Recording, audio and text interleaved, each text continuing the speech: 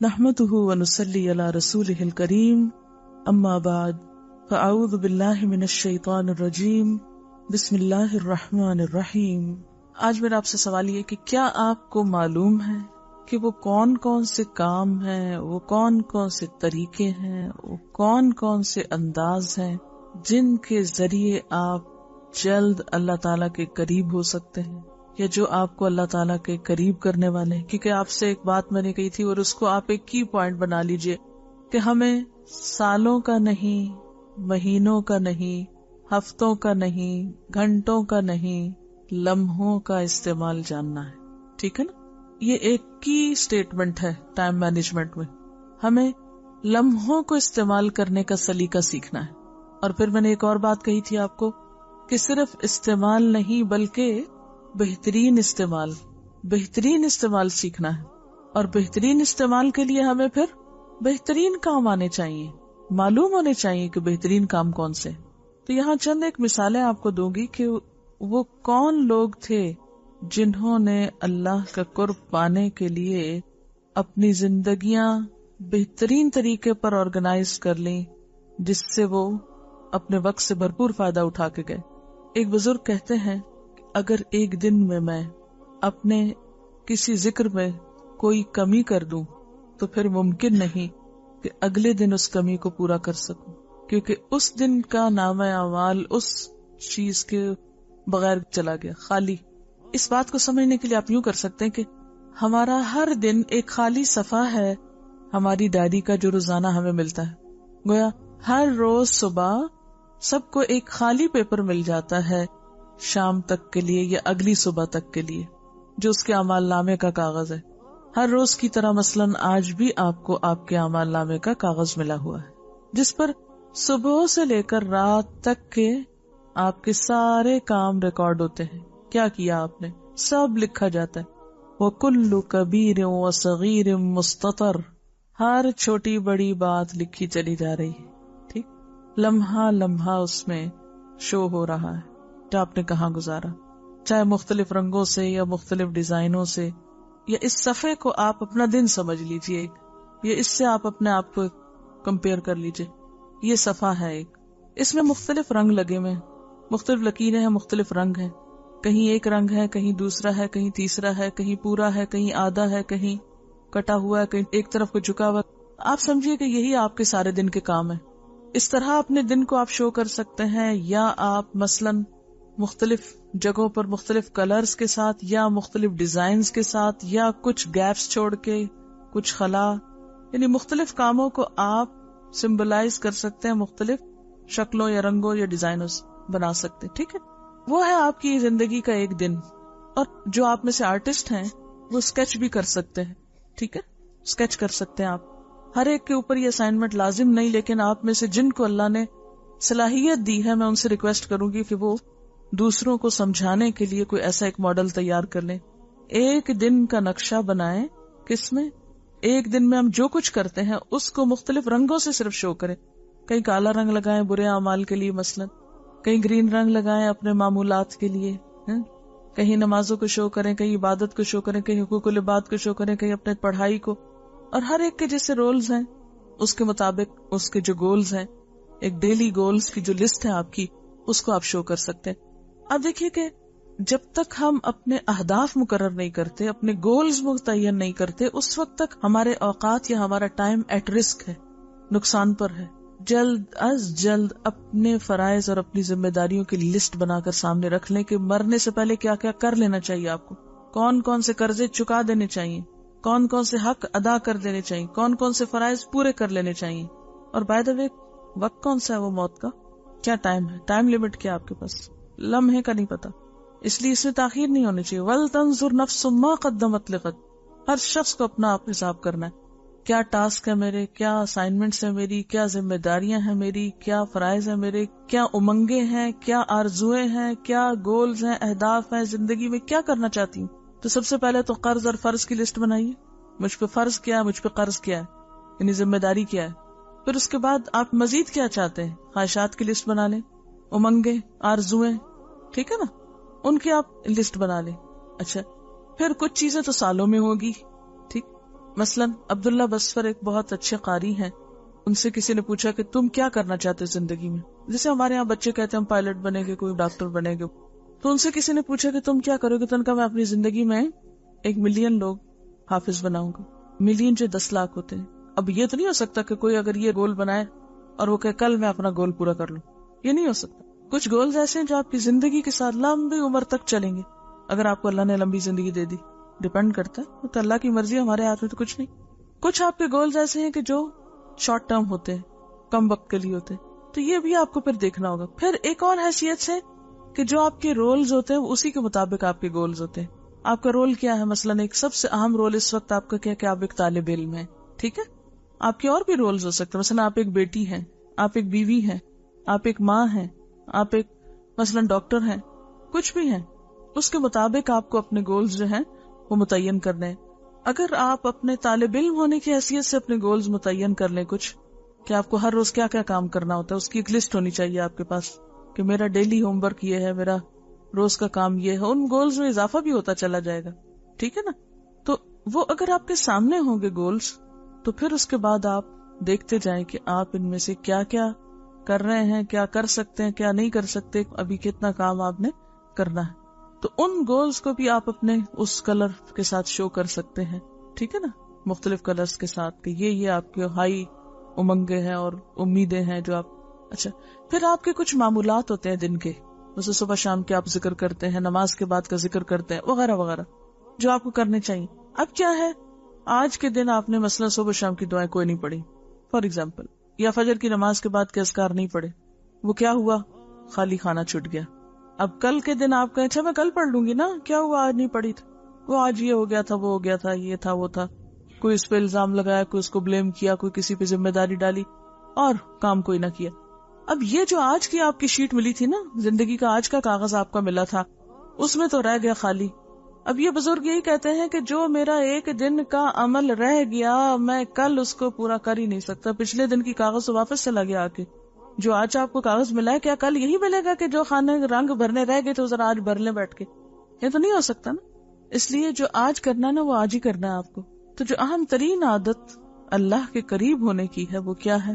کچھ چیزوں کو جو آپ نے اپنے گول سیٹ کیے ہوئے، جو اپنی عادات ہیں، ٹھیک ہے بہت زیادہ نہ بے شک سیٹ کریں، اتنے ہی کریں جو آپ کر سکتے، ان کو آپ نے پورا کرنا ہے. سستی، کمی، کوتاہی، کاہلی، غفلت سے ان کو بھولنا نہیں، چھوڑنا نہیں. اور ہو جائے غفلت تو اتنا ہی وقت محض ایکسکیوزز کرنے میں نہیں گزار دینا، کیونکہ بہت سے لوگ نمبر 1 سستی سے کام نہیں کرتے، پھر نمبر 2 غیر حقیقی وجوہات بتاتے رہتے ہیں جو سچی کوئی نہیں ہوتی.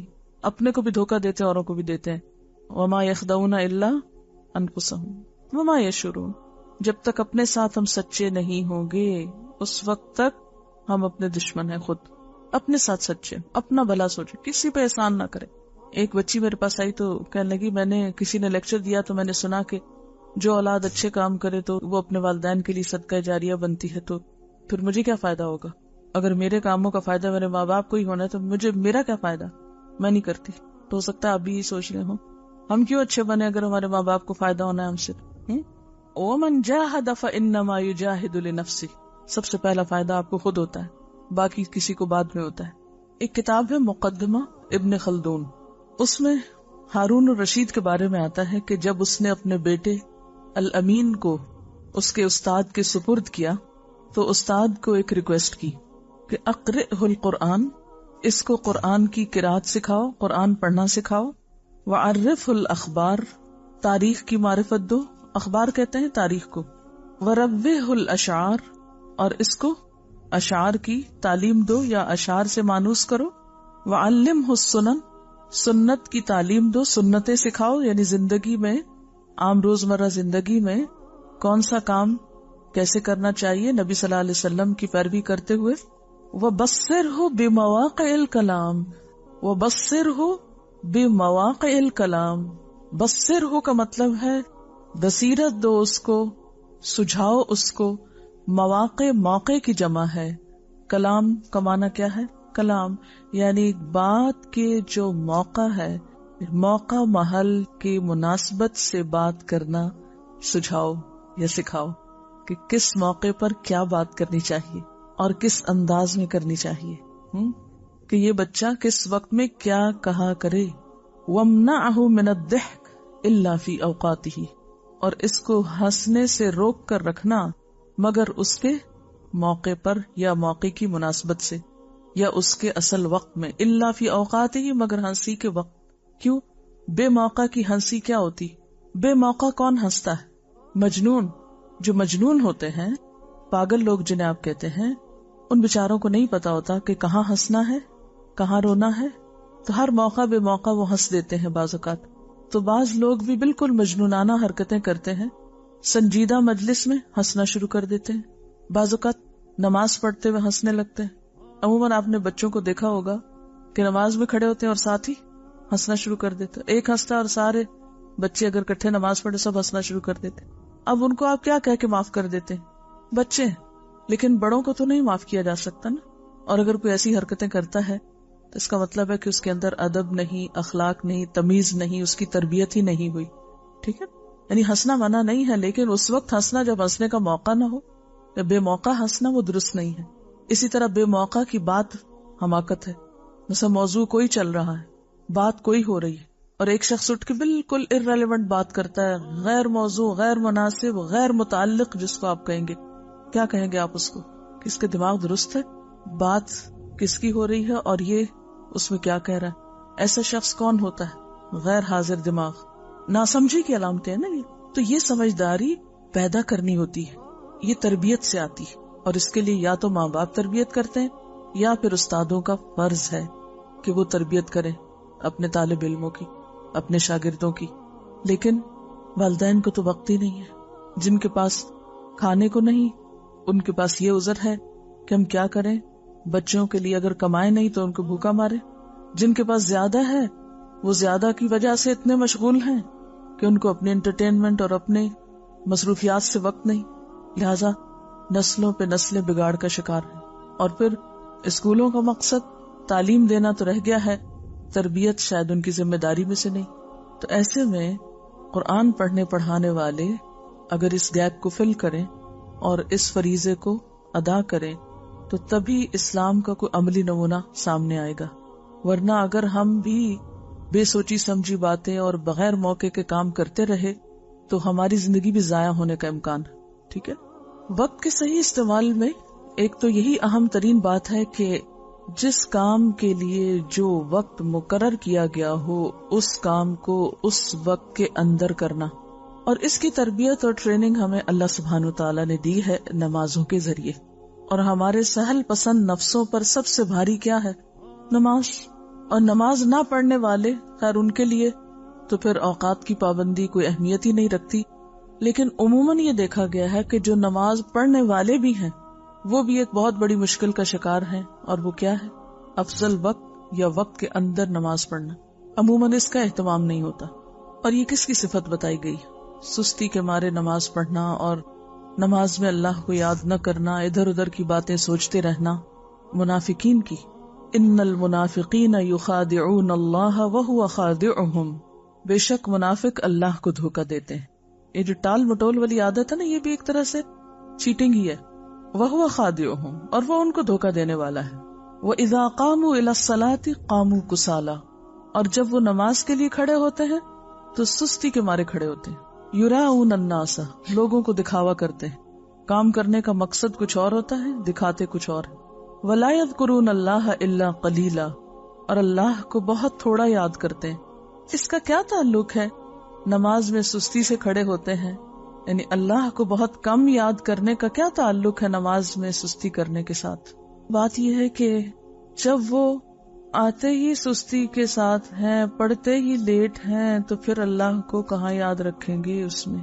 نماز میں اللہ تعالیٰ کو انسان اسی وقت یاد رکھ سکتا ہے جب انسان ٹائم پر نماز پڑھے، وقت لے کر پڑھے. اگر وقت ہی نہیں ہے نماز پڑھنے کا یا بہت تھوڑا وقت رہ گیا ہے تو بھلا آپ کس طرح اللہ کو یاد کر سکتے ہیں اس میں؟ پھر تو آپ کا دھیان کس کی طرف ہوگا کہ بہت تھوڑا وقت ہے، جلدی سے نماز پڑھ لوں. اسی کی تفسیر آپ صلی اللہ علیہ وسلم نے کی تھی نا کہ تلک صلاۃ المنافق، تلک صلاۃ المنافق، تلک صلاۃ المنافق.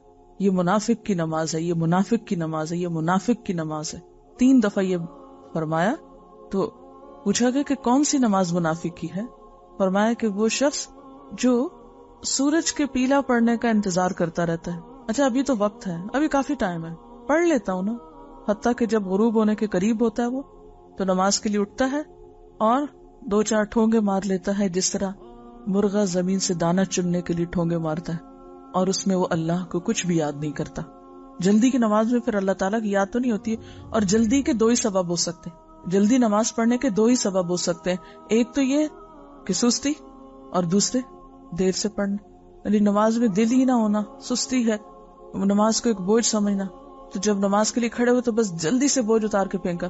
اور دوسرے تاخیر ہو گئی تو اب جلدی پڑھنی پڑے گی. اسی لیے جو شخص اول وقت میں نماز پڑھتا ہے اس کے پاس کافی ٹائم ہوتا ہے، انف ٹائم ہوتا ہے، وہ اطمینان سے پھر نماز پڑھتا ہے، پھر اللہ کو یاد بھی کرتا ہے. اوقات کے صحیح استعمال میں اہم ترین چیز کیا ہے؟ جس کام کا جو وقت ہے اس کو اس وقت کے اندر کیا جائے، اور اس کی تربیت نماز سے شروع کی جائے. آپ سب اگر یہ چاہتے ہیں نا کہ آپ کا وقت صحیح استعمال ہو تو اس کا آغاز کیجئے نماز کو صحیح وقت پر پڑھنے سے، صحیح وقت پر پڑھنے سے.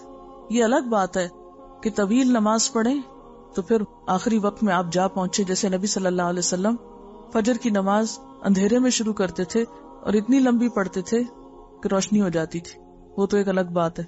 اسی طرح اگر آپ ظہر کی نماز پڑھے بغیر یہاں سے چل پڑتے ہیں، مثلاً گھر جاتے ہیں، بالکل تھوڑا سا وقت بچتا ہے، مجھے بتائیے کہ آپ میں سے کتنے لوگ اطمینان سے نماز پڑھ سکتے ہیں؟ نہیں پڑھ سکتے. تو ایٹ لیسٹ آپ فرض تو سکون کے ساتھ پڑھ کے نکلا کریں، سنت گھر جا کے پڑھ لیں، تو فرض تو پڑھ کے جائیں. اگر فرض نماز بھی، کیونکہ قیامت کے دن سب سے پہلے کس چیز کا حساب ہوگا؟ نماز کا حساب ہوگا. بہت سے لوگ باتوں میں لگے رہتے ہیں، ادھر ادھر وقت ضائع کرتے ہیں، اور پھر جب نماز کا وقت ہوتا ہے تو جلدی جلدی میں نماز پڑھ لیتے ہیں. تو وقت کے صحیح استعمال میں سب سے پہلے فرائض کو صحیح وقت پہ ادا کرنا. اسی طرح آپ دیکھیے روزہ ہے، روزے کے لیے اللہ تعالیٰ نے وقت مقرر کر رکھا ہے، رمضان کا مہینہ مقرر کر دیا. اگر یہ مقرر نہ ہوتا تو ہم میں سے کتنے لوگ تھے جو پابندی کر سکتے سال میں 1 مہینہ مسلسل روزے رکھنے کی. اسی سے آپ اندازہ لگائیے کہ اوقات کا مقرر کرنا کسی کام کے لیے کس قدر ضروری ہے، اور اس کے لیے آپ کو پری پلاننگ کرنی پڑے گی. یہ پری پلانڈ ہونا چاہیے. اگر آپ پلاننگ نہیں کریں گے کہ کون سا کام کب کرنا ہے تو اوقات ضائع ہوتے رہیں گے. کون سا کام کب کرنا ہے اور کب تک کر لینا ہے، مکمل کر لینا ہے. رمضان سے پہلے روزہ کتنے بھاری لگ رہے ہوتے ہیں، آتے ہیں تو پھر جاتے وقت کتنی اداسی ہوتی ہے. اٹ مینس کہ ہم کر سکتے ہوتے ہیں، لیکن اگر ہمیں پابند نہ کیا جاتا نا، ہم پہ فرض نہ ڈالا جاتا، تو شاید ہم کہتے ہم تھک گئے ہیں، 1 دن چھوڑ کے 1 دن رکھ لیتے، پھر 1 دن چھوڑ کے 1 دن کرتے کرتے 2 مہینے ہو جاتے، نہ یہ کام کر پاتے نہ وہ کر پاتے. اسی لیے منافقین کے بارے میں کیا کہا گیا؟ مذبذبین بین ذالک لا الہ الا ولا الہ الا. منافقین کی ایک اور کوالٹی کیا بتائی گئی کہ وہ مذبذب، ڈاواں ڈول رہتے ہیں تذبذب میں، نہ ادھر کے نہ ادھر کے. تو جو شخص بھی اس طرح زندگی گزارے کہ اس کی زندگی تذبذب میں ہو، نہ ادھر کا ہو نہ ادھر کا، وہ کس کام میں ایکسل کرے گا؟ وہ کس چیز میں ایکسل کرے گا؟ کس چیز میں وہ آگے جائے گا؟ اور یاد رکھیے آخرت میں جو آپ کا مقام ہے نا، اس کی ایک جھلک یہ آپ کی دنیا کی زندگی ہے. جس طرح یہاں زندگی گزار رہے ہیں نا، جس درجے میں خیر بھلائی نیکی کے جس درجے میں آپ یہاں کھڑے ہیں اپنی عبادات میں، اخلاق میں اور باقی معاملات میں، قیامت کے دن بالکل اسی کا دوسرا حصہ آپ کو دیا جائے گا. اور اگر آپ نے اپنے اوقات یہاں ضائع کر دیے نا، اور اپنے اوقات سے صحیح طور پر فائدہ نہیں اٹھایا، اپنے فرائض کو اعلیٰ درجے میں ادا نہیں کیا، تو کل قیامت کو کس بات کا اجر چاہتے ہیں آپ؟ کن بلند درجات کی بات کرتے ہیں؟ جب کرنے کا وقت تھا اس وقت تو کچھ اور کرتے رہے، جب نیکی کے کام کرنے کا وقت تھا اس وقت میں تو ادھر ادھر کے شغل کرتے رہے. اب آگے قیامت کے دن کہ ہمیں جنت کے اعلیٰ درجات چاہیے، یہ کیسے ممکن ہے؟ تو بات یہ ہے کہ ہم کام کر سکتے ہیں، صرف نفس کو ڈھیل دیتے ہیں، لمبی لمبی آرزویں باندھتے ہیں، آج کا کام کل پہ ڈالتے ہیں اور پھر کچھ بھی نہیں کرتے سوائے حسرت و یاس کے. پر ہاتھ کیا آ سکتا ہے؟ تو ایک بات یہ کہ اپنے آپ کو ڈھیل نہ دیا کریں. اچھا کر لوں گی، پھر کر لوں گی، پھر کیا ہوا؟ نہیں، خود کو ایک کے بعد ایک چیز میں پابند کریں، باندھیں، روکیں، کھینچیں کہ نہیں یہ تو کرنا ہی کرنا ہے. مثلا بچوں کے ساتھ آپ دیکھیں کہ مائیں کتنی جدوجہد کرتی، ان کا جی چاہتا ہے ہوم ورک کرنے، کتنے بچے ہیں جو خود آ کے خوشی سے اپنے کرسی میں سے بیٹھ کے ہوم ورک کرتے ہیں, پکڑ پکڑ کے, کھینچ کھینچ کے, اور پھر جب عادت ہو جاتی ہے تو اگلے سالوں میں کیا ہوتا ہے, پھر کہنا نہیں پڑتا. تو کوئی بھی اچھا کام ہو, نیکی کا کام ہو, خیر اور بھلائی کا کام ہو, شروع میں آپ کہیں گے نہیں یہ تو ہو ہی نہیں سکتا, میرے لیے تو ناممکن ہے, میں نہیں یہ کر سکتی, میرے بس میں نہیں ہے. لیکن اگر آپ واقعی ارادہ کر لیں تو سب کچھ بس میں ہے, ہو سکتا ہے, کر سکتے ہیں اور کر جائیں گے. اور یہ کام آپ کو اپنے لیے خود ہی کرنا پڑے گا. اس کے لیے آپ اپنے نیکی کے کام, خیر اور بھلائی کے کاموں میں اوپر جانے کے لیے ٹارگٹ رکھا کریں. کیسے؟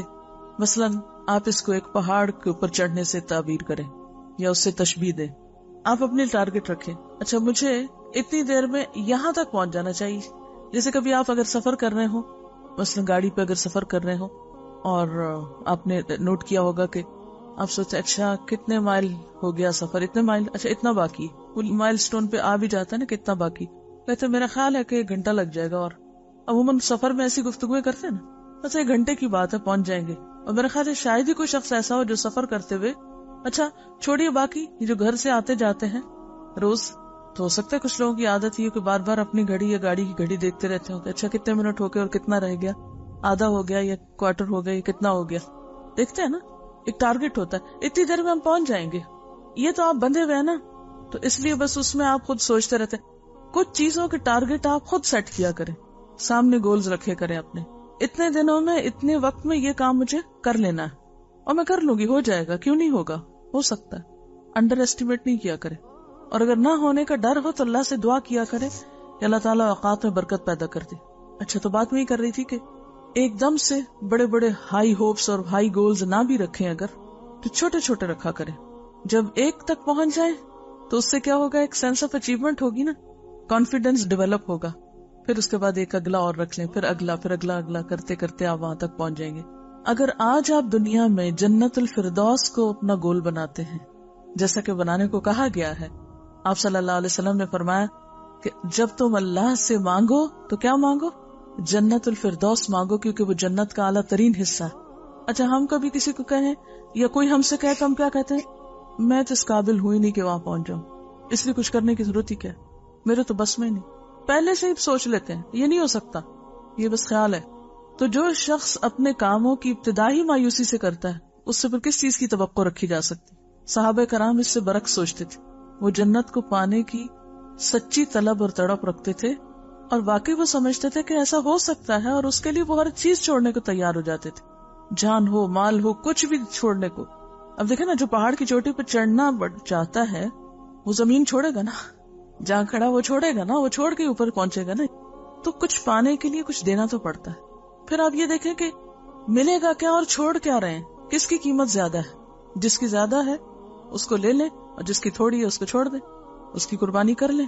اچھا اس کو ایک اور چھوٹی سی مثال سے سمجھیں.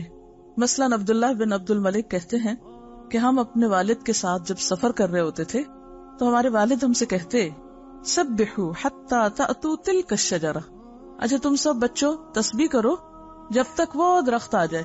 یعنی سفر کر رہے ہیں, پہلے تو وہ اونٹوں اور گھوڑوں وغیرہ پہ سفر ہوتا تھا, تو صحراؤں میں دور دور درخت نظر آتے تھے. وہ گھنے درخت بہت زیادہ تو نہیں تھے عرب کے ملک میں, ایک جگہ سے چل رہے وہ دور ایک درخت نظر آ رہا ہے, تو بچوں کو کام لگا دیتے, جب تک وہ درخت آتا ہے تم تسبیح کرنا شروع کر دو. کہتے ہم کرتے جاتے, فنسبح حتی نأتیہا. کہتے جب ہم اس پہ پہنچ جاتے تو اگلا کوئی درخت دکھا دیتے. اچھا کبروا حتی تأتوا تلک الشجرہ, اللہ اکبر پڑھتے رہو جب تک وہ درخت آ جائے. اچھا وہ ہم پڑھتے رہتے, اور پھر جب اس پہ پہنچتے تو کچھ اور ٹارگٹ دے دیتے, اس پہ پہنچتے کچھ اور دے دیتے, اور اس طرح سفر بھی ختم ہو جاتا, دلچسپ ہو جاتا, اور اس کے ساتھ ساتھ نیکیاں بھی ملتی. وہ وقت کا کتنا بہترین استعمال ہوتا. اچھا یہاں ان کی ایک حکمت ہے نا, کہ اگر بچوں کو کہتے دیکھو آدھا گھنٹہ تو تم تسبیح کرو, اور آدھا گھنٹہ تکبیر پڑھو, اور آدھا گھنٹہ فلاں کرو, اور آدھا گھنٹہ وہ, تھوڑی دیر میں بچے بھول جاتے. اب جب وہ نصب العین سامنے آ گیا کہ وہاں تک پہنچتے ہوئے یہ کام کرنا ہے, تو ایک پلاننگ ہے نا. اچھا مثلاً ہم نے آپ کے ساتھ ایک پلاننگ کی ہوئی ہے, اس کے لیے کیا ہے, وہ لیسنز کو ڈے وائز الگ الگ کیا ہوا کہ اس دن اتنا ہو جانا چاہیے. اب بعض اوقات کیا ہوتا ہے, وہ سسٹم خراب ہو سکتا ہے اور آپ کا ٹارگٹ جو ہے وہ پورا نہیں ہو سکتا. تو اب یہ تو نہیں ہم کر سکتے کہ اس کو چھوڑ دیں کہ آج کا ٹارگٹ نہیں پورا تو چھوڑ دیتے ہیں, نہیں. اس کو اگلے دن زیادہ کام کر کے پورا کر لیں، اور جو ایک ڈیڈ لائن ہے وہاں تک اس کو مکمل کریں. باقی بہت سی بیچ میں ایسی چیزیں آ جاتی ہیں جو مرضی کے خلاف ہوتی. انسان کو مشین نہیں، مشین بھی ہو تو مشینیں بھی خراب ہوتی ہیں، ٹھیک ہے نا، مشینیں بھی خراب ہو جاتی ہیں. انسان کے ساتھ بیماری بھی ہے، مسائل بھی ہیں، بہت سی چیزیں لگی ہوئی ہیں، لیکن ان میں سے کسی بھی چیز کو اپنے راستے میں رکاوٹ نہیں بننے دینا چاہیے کہ اچھا اب یہ ہو گیا تو اب سب بیٹھ جاؤ، سب کام چھوڑ. ہم تو انتظار میں رہتے ہیں کہ کوئی ایسی ایمرجنسی ہو، خدا نخواستہ کوئی چیز ہو تو ہم ذرا آرام کر لیں، خوش ہو جائیں کہ شکر ہے کام نہیں کرنا پڑا. نہیں، اپنے ٹارگٹ مقرر کریں اور چھوٹے چھوٹے رکھتے جائیں.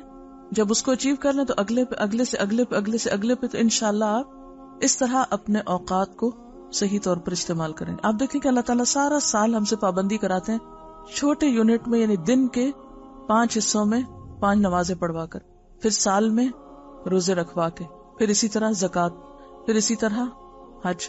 سب ٹائم کے ساتھ بندھے ہوئے ہیں نا.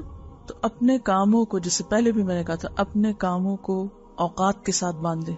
بہت سے لوگ اپنا کافی وقت صرف اس میں ضائع کرتے رہتے ہیں کہ وہ اپنی مصروفیات کی کہانی سناتے رہیں. کچھ لوگوں کی عادت ہوتی ہے ہر وقت اپنی مصروفیات کی کہانی سناتے رہتے ہیں. تھوڑا سا کام کر لیتے ہیں، پھر اگلے وقت میں اس قصے کو دہراتے ہیں. اچھا پہلے میں نے یہ کیا، پھر یہ کیا، پھر یوں ہوا، پھر وہ آیا، پھر وہ گیا، پھر وہ رداد سنا کے پھر اگلا کوئی کام شروع کرتے ہیں. بولا اس کا کیا مقصد ہے؟ پھر جو کوئی کام نہیں کرتے، گلٹ ہوتی ہے اندر، پھر اس کا تذکرہ کرتے رہتے ہیں. کوئی پوچھے نہ پوچھے دہرائے چلے جاتے ہیں قصہ. اپنا وقت بھی ضائع کرتے ہیں، دوسرے کو بھی سنا کے بور کرتے ہیں. تو یہ جو زبان کی حفاظت ہے لغویات سے، بیکار گفتگو سے، اس سے خاص طور پر بچنے کی کوشش کریں. اپنی گفتگو کا اگر آپ حساب کرنے لگیں گے نا، انشاءاللہ تعالیٰ آپ کے وقت کا بہت سا حصہ جو ہے وہ بہت اچھے کاموں میں استعمال ہونے لگے گا. بہت سے لوگ زبان کی حفاظت سے مراد صرف یہ لیتے ہیں کہ جھوٹ نہ بولو، چغلی نہ کرو. وہ تو ہے ہی، وہ تو نہیں کرنی چاہیے، لیکن جو بہت کثرت کلام جو ہے یہ درست نہیں. اللہ تعالیٰ کو جو چیزیں ناپسند ہیں ان میں مال کا ضائع کرنا اور کیل و کال. قیل و کال کیا ہے؟ کہا گیا اور اس نے کہا، وہ یہ کہہ رہا تھا، یہ کہہ رہی تھی، فلاں نے یہ کہا، فلاں کا یہ قول ہے، فلاں نے یہ فرمایا، بس اسی قسم کی باتیں. تو اگر آپ اپنی گفتگو کا حساب انشاءاللہ رکھیں گے کہ زائد ضرورت نہ بولیں، اور اس کے لیے بھی ٹارگٹ رکھیں. جیسے میں نے اگلے مہینے کا رکھا ہوا ہے کہ میں اپنی گفتگو میں مزید کمی کروں گی. یہ چونکہ میرا اپنا ایک ٹارگٹ ہے تو آپ کو ایک راز فاش کر رہی ہوں، اور اس کے لیے خصوصی دعائیں کرنی ہے میں نے کہ یا اللہ میری گفتگو میں صرف وہ بچے جو واقعی ضرورت ہے، اور زائد ضرورت کلام کی عادت مجھ سے چھڑا دے. کلاس میں تو چلے ٹھیک ہے، سکھانے کے لیے بولنا تو ہے، لیکن اپنا حساب خود کرنا چاہیے نا. اور ایک مشکل یہ بھی ہے، مجھے ریسنٹلی اس کا بہت زیادہ احساس ہو رہا ہے کہ کہتے ہیں نا، لقمان حکیم سے کسی نے پوچھا تھا حکمت کہاں سے سیکھی، تو اس نے کہا احمقوں سے. تو بعض اوقات انسان دوسروں کی گفتگو سے یہ سیکھتا ہے کہ کس شخص کی گفتگو میں کتنا ایسا فالتو تھا، یعنی جو آپ پہ ایک بوجھ بننے لگتا ہے. تو پھر آپ سب سے پہلے تو اپنے اندر سے وہ نکالیں. تو اس میں یہ ہے کہ جب دوسرے لوگ ایسی گفتگو کرتے ہیں جو آپ پہ بھاری ہوتی ہے، تو پھر سب سے پہلے آپ اس گفتگو کو اپنی کلام سے نکال دیں. ایک اور بات یہ ہے کہ جو انسان کی عمر زیادہ ہوتی جاتی ہے، تو آپ نے نوٹ کیا ہوگا کہ اس میں بھی شاید معلومات زیادہ جمع ہو جاتی ہیں اندر، یا معلوم نہیں کیا مشکل ہوتی ہے، تو گفتگو طوالت پکڑنے لگتی، یا پھر اپنے اوپر کنٹرول کم ہو جاتا ہے انسانوں کا. یہ بھی ایک وجہ ہوتی ہے. اس بات سے بہت ڈر لگتا ہے مجھے کہ انسان کا سیلف کنٹرول کم ہو جائے. سارے قوا کمزور ہو جاتے ہیں نا، حافظہ کمزور ہو جاتا ہے. اب جب حافظہ کمزور ہے، ابھی یاد ہی نہیں رہا کیا کہا، پھر وہی بات کر دی، پھر وہی کر دی، وقت تو ضائع ہوا نا. تو کتنی ضروری ہے یہ بات کہ ہم ان تمام خرافات سے بچنے کے لیے اپنا حساب بھی کرتے رہیں، اور خاص طور پر اللہ تعالیٰ سے دعا کریں فالتو بیکار چیزیں زندگی سے نکلے. ترقی یافتہ ممالک میں جو کام کے اوقات ہوتے ہیں اس میں لوگ بالکل نہیں بولتے، یعنی کام کے وقت میں نہیں بولتے. مثلاً ایک کتاب میں نے ایک واقعہ پڑھا تھا کہ ہندوستان کے کچھ لوگوں کا ایک ٹرپ جاپان گیا، تو وہاں انہیں ایک فیکٹری دکھائی گئی، اس میں لوگ کام کر رہے تھے. تو حسب عادت جو ڈیلیگیشن تھا اس نے کام کرنے والوں سے گفتگو شروع کر دی، اچھا یہ آپ کیسے بنا رہے ہیں، یہ کیا ہے، وہ کیا ہے. حالانکہ ان علاقوں میں انتظام ہوتا ہے کہ آپ فیکٹری دیکھیں خاموشی کے ساتھ، اور جو کچھ وہاں ہو رہا ہے اس سب کو ایک اسکرین پر الگ سے ایکسپلین کیا جاتا ہے. وہ ہر ایک سے جا کے آن دا اسپاٹ نہیں آپ پوچھ سکتے. تو صاحب لکھتے ہیں جو اس میں شریک تھے کہ کسی نے کسی بات کا جواب نہیں دیا. ان لوگوں نے اس طرح ظاہر کیا گویا یہ بات ان سے کی نہیں جا رہی, کسی اور سے بات ہو رہی. اچھا اب ہوا یہ کہ جب بریک ہوئی فیکٹری میں تو وہ صاحب جو ان کی بات کا جواب نہیں دے رہے تھے وہ آئے اور انہوں نے کہا کہ اصل میں ہم کام کے اوقات میں بات نہیں کرتے, کام کا وقت کام کا وقت ہے. اچھا اس کی ٹریننگ بھی ہمیں اللہ تعالیٰ نے دی ہے. کہاں؟ نماز میں. اگر آپ نماز پہ غور کریں تو نماز اگر ہماری درست ہو جائے اور نماز کا ہم صحیح فائدہ اٹھائیں تو ہماری ساری زندگی درست ہو سکتی, سارے عمل درست ہو سکتے ہیں. اچھا ہم لوگ اگر اپنے کام کے اوقات میں بولنا چھوڑ دیں ایٹ لیسٹ, تو آپ دیکھیں گے کہ کام بھی جلدی ختم ہو جائیں گے. ہمارے کام لمبے کیوں چلتے ہیں؟ کام ختم ہو کے کیوں نہیں دیتے؟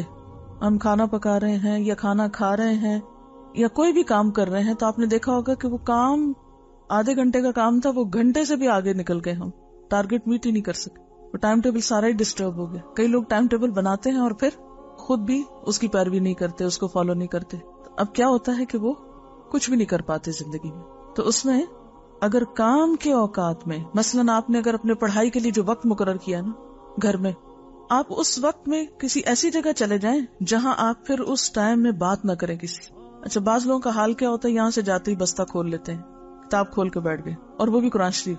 اچھا پڑھ رہے ہیں, ساتھ اس کو کوئی انسٹرکشن دے رہے ہیں, پھر پڑھ رہے ہیں, اس کے ساتھ بات کر رہے ہیں, پھر پڑھ رہے ہیں, پھر 4-5 گھنٹے وہ بھی ساتھ ہے وہ بھی ساتھ. گھر والے یہ امپریشن لے رہے ہیں کہ وہاں سے کام بہت زیادہ ملتا ہے اور یہ تو سارا وقت ہی کام کرتے رہتے ہیں. آپ بھلے ان سے باتیں کریں لیکن ان کو بھی سیٹسفیکشن نہیں ہوتی کہ آپ نے ان سے کوئی بات کی, اور پڑھائی بھی نہیں ہو پاتی. تو اس کے لیے آپ کیا کر سکتے ہیں کہ جاتے ہی بستہ نہیں کھولیں, آپ جائیں, جو بھی آپ کی روٹین ہے, نماز کی, آرام کی, کھانے کی, گھر والوں کو ٹائم دینے کی, گھر کے کسی کام کی, یا کچھ بھی جو بھی ہے اسے کر لیں. اور پھر آپ مثلاً مغرب تک ایک ٹارگٹ رکھیں کہ یہ ٹائم میرا ہے گھر والوں کے لیے, کھانا پکانے کے لیے, یا جو بھی آپ کے ذمہ ڈیوٹی ہے, 2 گھنٹے 3 ہیں 4 ہیں جتنے بھی آپ کو ملے اس میں وہ کر لیں. اس میں آپ کتابوں کی طرف نہ جائیں. جب اس سے آپ فارغ ہو جائیں تو پھر آپ گھر والوں کو اس پر ٹرین کریں آہستہ آہستہ. اب آپ کے پڑھنے کا وقت آ گیا ہے, اب سب یہاں سے چلے جائیں یا آپ وہاں سے نکل جائیں. چاہے ایک کمرے کا گھر ہے نا تو اس میں بھی ایک کونا فکس کریں, جگہ مقرر کریں, ٹائم مقرر کریں, اور اس ٹائم میں اپنا ٹارگٹ پورا کریں. بعض لوگ کتاب کھول کے بھی دنیا بھر کی باتیں سوچتے رہتے ہیں, پھر خیال آتا ہے اوہو, پھر شروع ہو جاتے, پھر ادھر. یہ بھی وقت کا ضائع کرنا ہے. جو ٹائم مقرر کیا ہے اس کو سامنے رکھیں اور دیکھیں کہ کیا آپ کی جو ٹارگٹ تھا وہ درست تھا, کتنے منٹ میں اتنا کام ہو سکتا ہے, اسے کریں. اور اگر بیچ میں آپ بریک لینا چاہیں تو پھر اس بریک کو بھی انجوائے کریں. اب دیکھیں کہ ترقی یافتہ ممالک میں کیا ہوتا ہے, کام کے اوقات مقرر ہوتے ہیں. مثلاً 8 بجے اگر دفتر کا ٹائم ہے تو 8 بجے ہی شروع ہوتا ہے, اور پھر 10 بجے اگر بریک ہے تو 10 منٹ کی, تو وہ 10 منٹ کی بریک میں کوئی کام نہیں کرتا. ہم لوگوں کا حال کیا ہے, جو بریک کا ٹائم ہوتا ہے اس میں ہم کام کرتے ہیں, جو کام کا وقت ہوتا ہے اس میں ہم بریک لیتے ہیں. اچھا پھر اسی طرح پھر اگلا کام کا وقت ہے تو اس میں پھر یکسوئی سے کام. تو آپ کو معلوم ہے کہ ویسٹ میں گھنٹوں کے اعتبار سے پے دی جاتی, مہینے کی تنخواہ نہیں ہوتی, وہاں ہفتہ وار ہوتی ہے عموماً, اور ہفتے میں بھی ہر دن کے الگ آورز کاؤنٹ کیے جاتے ہیں. عموماً فیکٹریز میں وہاں کیا بنا ہوا ہے, کارڈ ہوتا ہے, یعنی جب ایک شخص کام کے لیے انٹر ہوتا ہے تو وہ ایک مشین سے کارڈ گزارتا ہے, وہاں ٹائم نوٹ ہو جاتا ہے, اتنے بجے آئے تھے اس تاریخ کو. جب نکلتے ہیں تو تب بھی, تو جب سیلری لینی ہوتی تو اس کارڈ سے اس کا وہ ڈاٹا جمع ہو جاتا ہے کہ اس شخص نے اتنے گھنٹے کام کیے, اتنے گھنٹے. مثلاً اگر ایک شخص ہر روز صرف 5 منٹ لیٹ آتا ہے, صرف 5 منٹ, تو 5 دنوں میں, اگر وہاں عموماً 2 دن چھٹی ہوتی ہے, تو 5 دنوں میں وہ کتنے منٹ لیٹ آیا, 25 منٹ. اب وہ 25 منٹ کی سیلری کاٹ لیں گے, اور کاٹ لی جاتی ہے وہاں, کیونکہ 25 منٹ ایک اچھا خاصا وقت ہے. ہمارے ہاں 5 منٹ تو کیا, گھنٹوں کے حساب سے لوگ لیٹ پہنچتے ہیں کام پر, اور ندامت بھی نہیں ہوتی ان کو کہ انہوں نے کوئی نقصان کیا ہے اپنا بھی اور جہاں وہ کام کر رہے ہیں ان کا بھی. اور اس میں دنیا میں باقاعدہ مقابلے ہیں, اور ہر سال یہ دیکھا جاتا ہے کہ اس سال کس ملک میں ورکنگ آور کتنے تھے, ایک ایوریج شخص نے کتنے گھنٹے روز کام کیا, کیونکہ وہاں بیکاری کا تو سوال پیدا نہیں ہوتا اللہ یہ کہ کوئی بیمار ہو. اب مثال کے طور پر یہ ایک اسٹیٹسٹکس ہے میرے سامنے, 1970 میں امریکہ میں ایوریج ہفتہ وار کام 39.8 گھنٹے تھا, 1975 میں 39.5 تھا, 1980 میں, یعنی ہر 5 سال کا یہ انہوں نے جائزہ لیا, 39.7 تھا. یہ 0.7, 0.5, 0.8 کا کیا مطلب ہے کہ یہ بھی گنا گیا.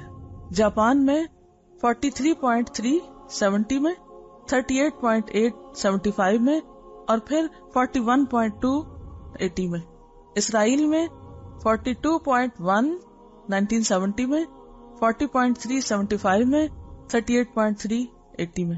کہ یہ قوم نے جو کام کیا ہے اتنے گھنٹے روز.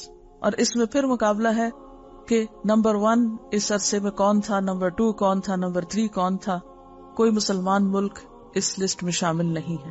یہ بتا رہی ہے کہ ڈھرکی میں ایشیا کا سب سے بڑا ایگرو کیمیکل کا پلانٹ ہے اور اس میں توسیع ہوئی. تو چائنا سے خواتین ورکرز آئیں تو لوگوں نے کہا کہ یہ عورتیں کیا کام کریں گی، تو آپس میں بہت باتیں کریں گی. لیکن انہوں نے اتنی اوقات کی پابندی اور محنت کے ساتھ اپنے کام کو کیا کہ وقت سے پہلے اپنا ٹارگٹ مکمل کر لیا. یعنی وقت سے پہلے اپنا گول اچیو کر لیا، اور وقت سے پہلے جو پلانٹ تھا اس کی جو توسیع کا کام تھا وہ مکمل ہو گیا. اور کام کے اوقات میں بالکل بات نہیں کرتی تھی.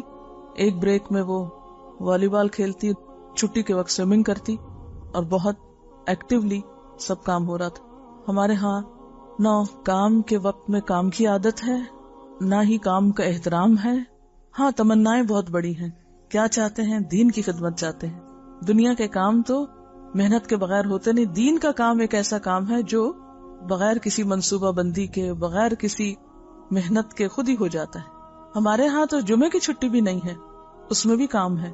کیا سکھایا گیا ہے کہ اذا قضیت الصلاۃ فانتشروا، جب نماز ہو جائے تو فانتشروا فی الارض فابتغوا من رزق اللہ، کام کرو، رزق تلاش کرو.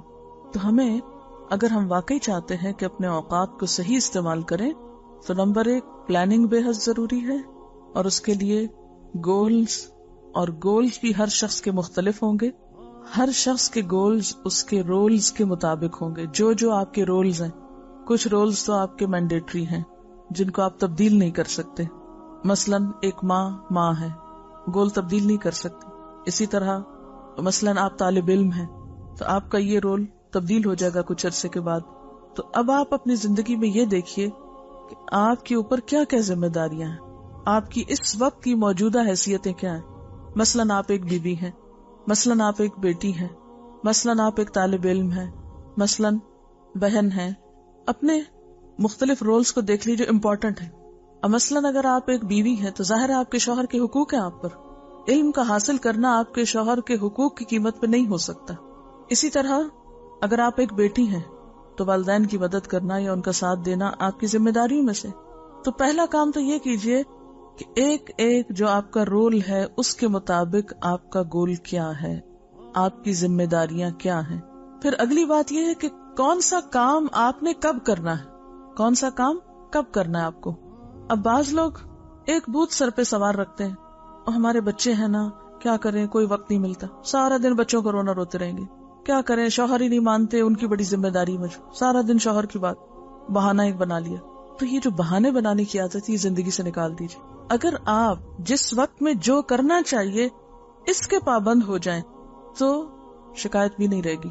پھر شوہر کو شکایت نہیں ہوگی، پھر بچوں کو شکایت نہیں ہوگی، پھر آپ کی ٹیچر کو آپ سے شکایت نہیں ہوگی، کیونکہ آپ نے اپنے پڑھنے کے وقت میں کیا کیا، پڑھا اور پڑھ کر آئے. اچھا کلاس میں آپ کی ذمہ داری کیا ہے، توجہ سے سننا، لکھنا، اور جو کہا گیا انسٹرکشنز دی گئی ان کو فالو کرنا. اگر آپ اس وقت میں کچھ اور کر رہے ہوں تو کیا ہوگا، استاد کو شکایت ہوگی اور یہ وقت کا ضیاع بھی ہوگا. آپ پھر یہاں بیٹھے کس لیے، آپ کچھ اور کریں جا کے. احمد بن عطا سے پوچھا گیا کہ طلب العلم فریضۃ علی کل مسلم کا معنی کیا ہے، کس چیز کا علم حاصل کرنا فرض ہے، کون سا علم حاصل کرنا فریضہ کے درجے میں ہے. ٹھیک ہے نا، علوم تو بہت سے ہیں نا، لیکن ہر علم کا سیکھنا تو فرض نہیں ہے نا. تو انہوں نے کہا علم الحال و علم الوقت و علم السر فمن جہل وقتہ وما علیہ فقد جہل العلم الذی امر به. علم الحال، حال کا علم. حال کا علم کا مطلب یہ ہے کہ جو آپ کا حال ہے یا حالت ہے، جو آپ کا سٹیٹس ہے، اپنا حال، جیسے ابھی رول کیا ہے نا آپ کا، یعنی آپ کے رولز کے مطابق کہ ایک آپ کا جو رول ہے اس کے بارے میں آپ کو علم ہونا چاہیے. مثلاً آپ کے رولز میں سب سے پہلا رول کیا ہے کہ آپ اللہ کے بندے ہیں. بندگی میں آپ کو کیا کیا کرنا ہے، تو فرائض آ گئے نا اس میں، نماز. اور پھر اسی طرح آپ کے حال میں ایک یہ ہے کہ آپ ایک بیوی ہے، بہن ہے، ہمسائی ہے، مثلاً جو آپ کی حالت ہے. اس میں والدین کے حقوق پتہ ہونے چاہیے، شوہر کے حقوق پتہ ہونے چاہیے، بچوں کے حقوق پتہ ہونے چاہیے، وغیرہ وغیرہ. تو یہ حال کا علم ہے نا، جو بھی آپ کا حال ہے، حالت ہے، اسٹیٹس ہے یا وقت ہے. ٹھیک ہے. دوسرا ہے علم الوقت. علم الوقت فریضہ ہے. ٹائم مینجمنٹ کا سیکھنا فرائض میں سے ہے کہ کس وقت میں مجھے کیا کرنا ہے، بچپن میں کیا کرنا ہے، جوانی میں کیا کرنا ہے، بڑھاپے میں کیا کرنا ہے. ہمارا حال کیا ہے، جو بس وقت آتا ہے گزار دیتے ہیں، پہلے سے نہیں پتا کہ ہمیں کیا کرنا ہے، نہ اپنے لیے پتا ہے نہ بچوں کے لیے پتا ہے. پھر اسی طرح عبادات کا وقت کیا ہے، تعلیم کے اوقات کیا ہونے چاہیے. اور انہوں نے بہت اہم بات کی تھی کہ فمن جہل وقتہ، جو وقت کے علم سے یعنی وقت کے بارے میں جاہل ہے اور اس بات سے جاہل لا علم ہے کہ وما علیہ، کہ کس وقت میں اس کی ذمہ داری کیا ہے، کس وقت میں کس چیز کا ٹائم ہے. فقط جہل العلم، ایسے شخص کا علم سے کوئی تعلق نہیں، وہ علم سے بھی ناشنا ہے. کتنی بڑی بات ہے. طلب العلم فریضۃ علی کل مسلم. تو یہ کون سا فریضہ ہے؟ دو چیزیں مینلی ہو گئی. ایک تو یہ ہے کہ اپنی ذمہ داریاں پہچانیں، اپنے رولز کو ڈٹرمن کریں، اور ہر رول کے تحت آپ کے اوپر کیا کیا ذمہ داری، اور پھر ہر ذمہ داری کو ادا کرنے کا وقت کیا ہے. اور اس کے بعد ہر چیز کی ایک حد ہے، لمٹ ہے، کہ مثلا نماز خشوع سے پڑھنی ہے، لیکن یہ نہیں کہ آپ اتنی لمبی کر دیں کہ آپ کے کھانے کا وقت نکل جائے. اب آپ کا اس وقت رول کیا؟ مثلا اگر میرے بچے چھوٹے ہیں، دودھ پیتے بچے ہیں، تو میری نمازیں وہ نہیں ہو سکتی ہیں نا جو شادی سے پہلے جتنی لمبی ہو سکتی ہیں. شادی کے بعد یا بچوں کے ساتھ اتنی لمبی نماز نہیں ہو سکتی. بچہ اگر رو رہا ہے، چیخ رہا ہے، چلا رہا ہے، تو میری نماز آٹومیٹکلی چھوٹی ہو جائے گی. اب مثلا میں تدریس کا کام کر رہی ہوں یا ساتھ اور تھوڑا بہت، تو ان اوقات میں عمر کے مختلف حصوں کے ساتھ مختلف اوقات رہے ہیں. مثلا جب میں طالب علم تھی اس وقت بھی میں سکھاتی تھی، لیکن اس وقت جیسے ہفتے میں ایک دفعہ. جب شروع میں سکھانا شروع کیا تبھی علم اتنا پختہ نہیں تھا، اس وقت تھوڑا تھوڑا پڑھایا، بہت کم سکھایا، 2 آیتیں 3 آیتیں. پھر اس کے بعد جب باقاعدہ استاد بنی تو اس میں تھوڑا اور اس کو انکریز کی. پھر شادی ہوگی، پھر بچے تھے، پھر ہفتے میں 1-2 دفعہ درس دیتی رہی. پھر اس کے بعد تھوڑے بچے اور بڑے ہوئے اور وقت ملا، اس کو اور انکریز کر لیا. یعنی ساری ذمہ داریاں سامنے رکھ کے صرف پرسنٹیج طے کر لیں کہ کس وقت آپ کا کون سا رول زیادہ اہم ہے اور اس کے لیے آپ کو کتنا وقت چاہیے، اور کب آپ کی عمر کے کون سے حصے میں کون سی ذمہ داریاں نسبتاً کم ہو گئی اور اب کس اور چیز کو آپ کا زیادہ وقت چاہیے. تو کام سارے اگر آپ کو پتا ہوں، جیسے پہلے میں مثال دی تھی نا کہ سارے کاموں کو ایک رنگ دے دیجئے زندگی میں، تو وہ پرسنٹیج کم زیادہ ہوتی رہے گی. مثلا جب میں طالب علم تھی تو یہ 8 گھنٹے جو اب میرے کام میں گزرتے ہیں وہ 8 گھنٹے صرف پڑھنے میں گزرتے تھے. اس وقت پڑھانے میں 8 گھنٹے نہیں گزرتے تھے، یا اور مینجمنٹ کے کاموں میں 8 گھنٹے نہیں گزرتے تھے. اسی طرح جب بچے چھوٹے تھے تو اس وقت اوقات اور طرح کے تھے، بڑے ہوئے تو اور طرح کے ہوئے، کچھ اور بڑے ہوئے تو کچھ اور اوقات میں تبدیلی ہو گئی. تو یہ آپ لوگ جب تک اپنے حال کو نہیں جانیں گے کہ آپ کا اس وقت حال کیا ہے، آپ کے اوپر کس کس طرح سے پریشرز ہیں، آپ کے اوپر کون کون سے کام ہیں، ان سب کو لکھ لیجیے. جو کام آپ کو بادر کرتے، جو لوگ آپ کو پریشان کرتے، یہ کرو یہ کرو، سب لکھ لیں. تو ایک اس طرح کی ایکویشن سی بنا لیں، کام ایکول ٹو وقت. اس کام کے لیے اتنا وقت درکار ہے مجھے، اور اس وقت کو اسی کام کے لیے استعمال کرنا ہے. اس میں اگر کوئی ناروا پریشر ڈالے تو اس پریشر کا مقابلہ کرنا ہے پھر. اور اگر آپ تنکوں کی طرح ہلکے ہو کے ہر چیز پہ بہتے چلے گئے تو پھر تو آپ کچھ بھی نہیں کر سکیں، پھر کہیں ٹھہریں گے آپ. اور یہ جو انسان کے اندر ایک کیفیت آتی ہے نا کہ ڈٹرمینیشن کی اور پختگی کی، اللہ کی مدد سے آتی، صبر کے ساتھ آتی ہے. جلد بازی کو زندگی سے نکال دیں تو پھر آتی. چھوٹی چھوٹی باتوں پہ پریشان ہو جانا، چھوٹی چھوٹی باتوں پہ بڑے بڑے فیصلے کر لینا، چھوٹی چھوٹی باتوں پہ، جیسے کل بھی شاید بات کی تھی جذباتیت کی، تو آپ کو جذباتیت زندگی سے نکالنی ہوگی. لوگوں کی باتوں کی پرواہ چھوڑ دیں، کیونکہ جب ہم لوگوں کی باتوں کی پرواہ کرنے لگتے ہیں تو ہم چاہتے ہیں ایک دن میں لوگ پلٹ جائیں. نہیں پلٹ سکتے، چھوڑ دیں، آپ ان کو پلٹ جائیں گے جب انہوں نے پلٹنا ہوگا. میرے ساتھ ریسنٹلی 1-2 واقعات ہوئے. کچھ عرصہ پہلے بہت شدت سے میری مخالفت ہو رہی تھی، بہت زیادہ. اب بھی خیر کم نہیں یا ختم نہیں ہوئی، لیکن بہت زیادہ شدید قسم کی. وہ وقت تھا کہ جس میں اگر میں اس رو میں بہہ جاتی تو شاید میں کام نہ کر پاتی. لیکن میں نے ان سب چیزوں کو ایک طرف رکھا کہ ان کا میری زندگی سے کوئی تعلق نہیں. اگر لوگوں کو میرے بارے میں غلط فہمی ہے یا مس انڈرسٹینڈنگ ہے اور میں اپنی جگہ سچی ہوں، تو ایک وقت آئے گا کہ لوگوں کو خود ہی سمجھ آ جائے گی. اور اگر میں اس میں اپنا کام چھوڑ کے اور لوگوں کی باتوں کا جواب دینے بیٹھ جاؤں گی تو جو کر رہی ہوں اس میں رکاوٹ آ جائے گی. اور یہ سب تو شیطان کا شر ہے ہی، اس لیے کہ میں جو کر رہی ہوں وہ چھوڑ دوں. تو مجھے وہ نہیں چھوڑنا جو میں کر رہی ہوں. اب کل رات ہی کسی بزرگ کا فون تھا، انہوں نے بہت دفعہ ہمارے آفس میں کال کر کے تو نمبر لیا میرا پرسنل، کیا میں ان سے ضروری بات کرنی ہے. اور بات کیا تھی، ایک طرح سے روندھی ہوئی آواز میں معافی مانگ رہے تھے کہ بیٹی مجھے آپ کے بارے میں پتا نہیں تھا کہ آپ کیا کر رہی ہیں، آپ کون ہیں. لا علمی میں نے آپ کے خلاف بہت باتیں کی ہیں اور بہت برا بھلا کہا ہے آپ کو. اب میں آپ کی کیسٹ سن رہا ہوں، مجھے پتا چلا ہے کہ آپ کیا ہیں اور کیا کر رہی ہیں، تو میں آپ سے بہت معافی چاہتا ہوں. اب وہ عمر میں بھی بڑے اور بزرگ بھی، تو مجھے نعوذ باللہ ایک لمحے کے لیے بھی خیال نہیں آیا کہ اچھا، بلکہ الٹا ان کے لیے دل سے دعا ہی نکلی کہ اللہ تعالیٰ نے اتنی سمجھ دی ہے کہ اپنے سے چھوٹے کسی انسان سے وہ اس طرح کی معذرت کر لے. ہم میں سے کتنے لوگ ہیں یہ جو یہ کر سکتے ہیں کہ کسی کے ساتھ برا کیا اور پھر جا کے کہیں آپ مجھے معاف کر دیں، میں نے آپ کے ساتھ یہ کیا ہے. ہمارے اندر وہ ظرف ہی نہیں ہے. تو اس وقت میں اللہ کا ہی شکر ادا کر رہی تھی اور میں سوچ رہی تھی کہ یہ ایک سائن ہے، سمبل ہے. اگر آپ ایک چیز کو حق اور سچ سمجھ کر اس پہ جمے ہو تو مخالفت تو ضرور ہوگی، اور اگر ہوگی تو پھر اللہ ٹیسٹ کرے گا، امتحان لے گا کہ تم پھر بھی جمے رہتے ہو یا پھر ہل جاتے ہو یا چھوڑ دیتے ہو اپنا کام. تو جو آندھی طوفان کے وقت کام چھوڑ کے بیٹھ جائے پھر کیسے آگے چل سکتا ہے؟ آپ کرتے جائیں، لوگوں کی مس انڈرسٹینڈنگ، لوگوں کی غلط فہمیاں، لوگوں کی باتیں کوئی حیثیت نہیں رکھتی. آپ مجھے بتائیے قیامت کے دن لوگوں کی باتیں ہم کو بچائیں گی؟ لوگوں کی باتیں ہمارے پلے میں اگر وہ غلط ہی کر رہے ہیں اور برائی کر رہے ہیں تو وہ بھی ہمارے حسنات میں پڑیں گی. قیامت کے دن ہماری نیکیوں میں اضافہ ہو جائے گا، اور ہم اپنی طرف سے برا نہیں کر رہے اور ہم کسی کو برا بھلا نہیں کہہ رہے. اس کے باوجود لوگ بغیر جانے ایک بات سنی سنائی پہ چل رہے ہیں تو چلتے جائیں، کیا فرق پڑتا ہے؟ ہم لوگوں کے تو کچھ کر نہیں رہے. تو آپ جب تک اپنے آپ کو اللہ کے لیے خالص نہیں کریں گے نا تو نیکی کے کام میں ٹھہر نہیں سکتے، کیونکہ آپ کر لوگوں کے لیے رہے ہیں. جس دن لوگوں کی تعریف نہیں ملی تو آپ لازماً بیٹھ جائیں گے. جو لوگ صرف تعریفوں کے بلبوتے پہ کام کرتے ہیں وہ زیادہ دیر نہیں چل سکتے. اللہ تعالیٰ کو سب سے زیادہ جو دعا پسند ہے وہ عافیت کی دعا ہے کہ اللہ میں آزمائشوں سے بچا کے رکھ. لیکن پھر یہ اللہ ہی اس راز کو جانتا ہے کہ کس کو کہاں کس چیز میں آزمانا ہے. اور یہ یاد رکھیے کہ کسی کی آزمائش چھوٹی ہوتی، کسی کی بڑی ہوتی، لیکن ہوتی ہر ایک کی. ایک تو یہ بات زندگی میں یاد رکھیں، اگر ہم سمجھتے کہ دین کے راستے میں ہمیں کوئی رکاوٹ نہیں، گھر والوں کو سب تعاون حاصل، ہو سکتا ہے صحت کے کسی مسئلے میں آزمائے جا رہے ہیں، ہو سکتا ہے کوئی مال میں آزمایا جا رہا، ہو سکتا ہے کوئی اولاد میں آزمایا جا رہا، ہو سکتا ہے کوئی شوہر کی طرف سے آزمایا، ہو سکتا ہے کوئی بیکار کی کسی اور چیز میں. تو ایک یاد رکھیے، یہ دنیا تو ہے ہی امتحان، اس میں امتحان تو ہونے ہیں، اس کے بغیر نہیں آپ زندگی گزار سکتے. لیکن امتحان کے وقت کون سا رویہ درست ہے یہ جاننا بھی بے حد آپ کو ضروری. تو یہ علم الحال ہے کہ کس وقت میں کیا ایکشن لینا ہے، کس کام کو کس طریقے پہ کرنا ہے، کس چیز کے لیے کیا وقت مقرر ہے. اور جب تک یہ آپ نہیں کریں گے اس وقت تک بات نہیں بنے گی. کیونکہ جو چیزیں اللہ نے فرائض کے درجے میں رکھ دی ہے نا، مثلا نماز فرض ہے، اب آپ 100 بہانے بھی کریں تو کیا کوئی ایک بھی قبول ہے اس میں سے؟ تب بھی قبول نہیں.